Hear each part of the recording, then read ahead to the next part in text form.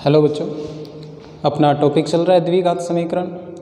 तो द्विघात समीकरण में पहले अपने कर चुके हैं श्रीधराचार्य फॉर्मूला, श्रीधराचार्य सूत्र से मूल ज्ञात करना। फिर अपने की पूर्ण वर्ग विधि, पूर्ण वर्ग बनाकर मूल ज्ञात करना द्विघात समीकरण में। तो अब अपने द्विघात समीकरण में करते हैं मूलों की प्रकृति। ये मूल किस प्रकार के होंगे, मूलों की प्रकृति क्या होगी।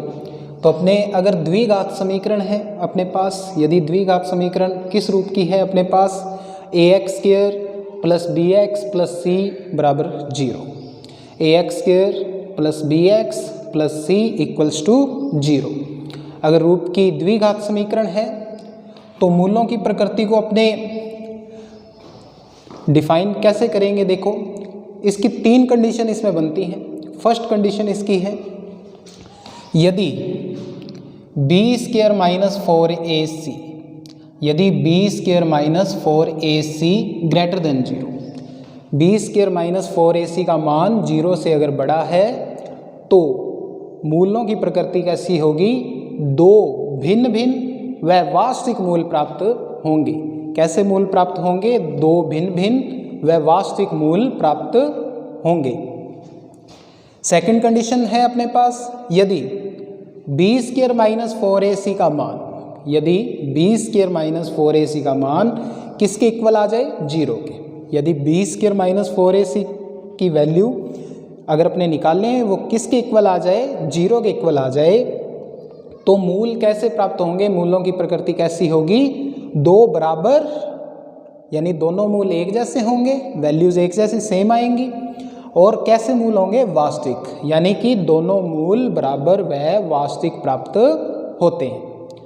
थर्ड कंडीशन है, यदि b² माइनस 4ac, यदि b² minus 4ac less than 0, यदि b² माइनस 4ac का मान 0 से छोटा आ जाता है, b² माइनस 4ac का मान 0 से छोटा आ जाता है, तो कोई भी मूल वास्तविक नहीं होता, यानी कि कोई भी मूल वास्तविक नहीं होता। देखिए, मूलों की प्रकृति बताने की तीन कंडीशन है।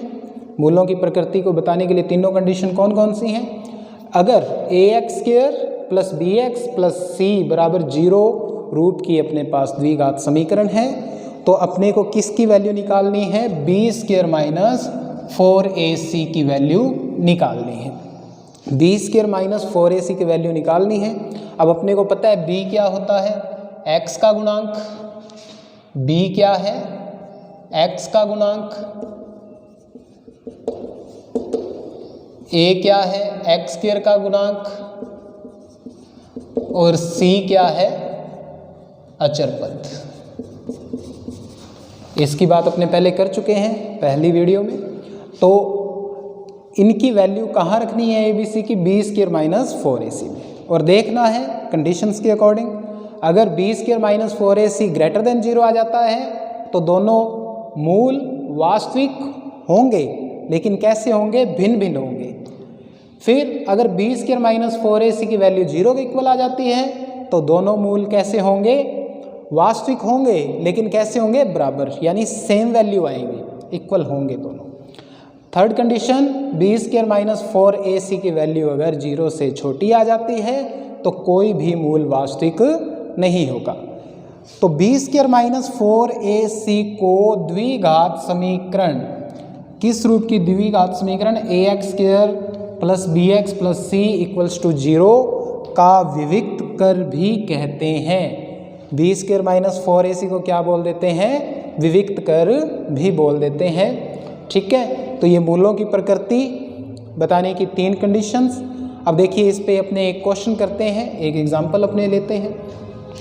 2x² माइनस 4x प्लस 3 बराबर 0। क्या दी है अपने को, एक द्विघात समीकरण दी हुई है, 2x² minus 4x plus 3 equals to 0 का विविक्त कर ज्ञात कीजिए।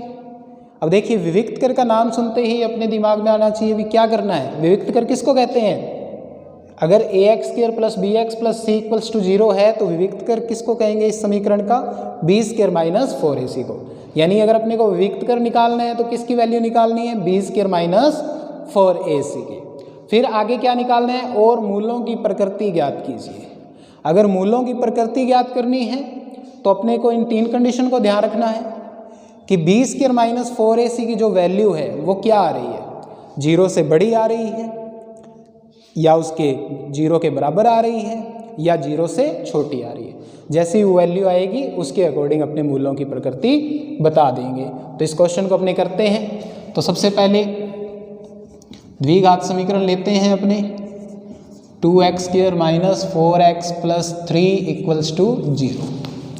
अब देखिए वही तरीका, सबसे पहले अपने को पता होना चाहिए a की वैल्यू क्या है, b की वैल्यू क्या है और c की वैल्यू क्या है। ये आपको मैंने बता दिया पहले। a की वैल्यू क्या होती है, जो x स्क्वायर का गुणांक है, जो x स्क्वायर के गुना में जो अंक है, यानी x स्क्वायर का जो गुणांक है कितना है 2, ये तो a की वैल्यू होगी। अब b की वैल्यू क्या होगी, जो x का गुणांक है, जो x का गुणांक है, कितना है x का गुणांक, -4। ध्यान रखिए माइनस साथ में आएगा, ठीक है, -4। और c की वैल्यू कितनी, अचर पद कितना 3, जो अचर पद है वो c की वैल्यू 3। अब अपने को सबसे पहले क्या निकालना है, विविक्त कर। विविक्त कर अगर अपने को निकालना है तो किसकी वैल्यू निकालेंगे, अपने b स्क्वायर माइनस 4ac। अगर इसको अपने लिखना चाहें तो d इक्वल में भी लिख सकते हैं, ये तो अपनी मर्जी से अपने लिख सकते हैं, d equals to b square minus 4ac, ठीक है, b स्क्वायर माइनस 4ac विविक्त कर को अपने d से रिप्रेजेंट कर सकते हैं, शो कर सकते हैं। तो b की वैल्यू कितनी, -4a, a की वैल्यू कितनी है 2 और c की वैल्यू कितनी है 3। ये सब वैल्यू पुट कर दी। a की वैल्यू कौन सी, जो x स्क्वायर का गुणांक है, b की वैल्यू कौन सी, जो x का गुणांक है, और c की वैल्यू जो अचर पद है, उन सब को किस में रख दिया, विविक्त कर निकालने के लिए b स्क्वायर माइनस 4ac में। तो b की वैल्यू क्या, -4, ठीक है, तो ये स्क्वायर -4a की वैल्यू 2 और c की वैल्यू 3।